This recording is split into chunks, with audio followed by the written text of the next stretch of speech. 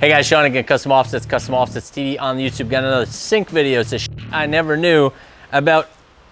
Never go full crank. Here's what that means. We had, if you guys are familiar with CO2, we had the 5-inch rough country lift kit in here.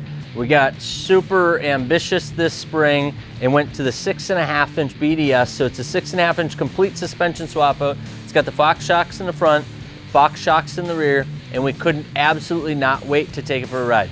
Now what I did was, I got to make some choices, and one of the choices I made was to put in the 5-inch rear block versus the 3-inch rear block. When I did that, when I made that decision, I thought that this was gonna end up leveled and the 3-inch had a slight squat to it.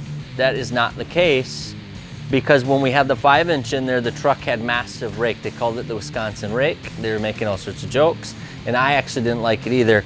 Then I took it for a ride, and the back of that truck bounced so much it was insane. Then we decided the only option we really had to kind of level things out would be to go ahead and just crank the front keys up, at least temporary, to level it out so that we could make our videos and kind of take it around with some shows. Well, what that did, when you start cranking on these keys, spinning those torsion bars, it started closing the gap here. So then we started to limit travel there. Then it got really close to resting on that bump stop for the upper control arm. That limited travel. It also starts to extend these shocks. And like I said, same thing in the rear. We had that 5-inch block, which has everything at that full stretch. And it literally rode like a dump truck. It would, every single bounce.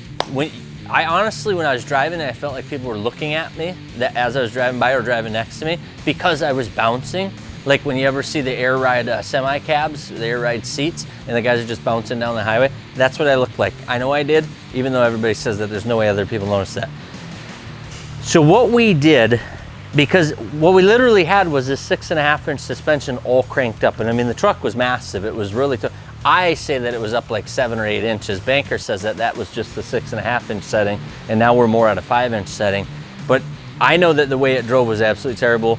I decided that something wasn't right as far as, I always knew the BDS was gonna ride better, and all of a sudden it didn't. So I was totally bummed out, totally let down. So we decided to go the heck with it, and we went and got the 3-inch block. So that 5-inch block was here, and now we've got the 3-inch block in there.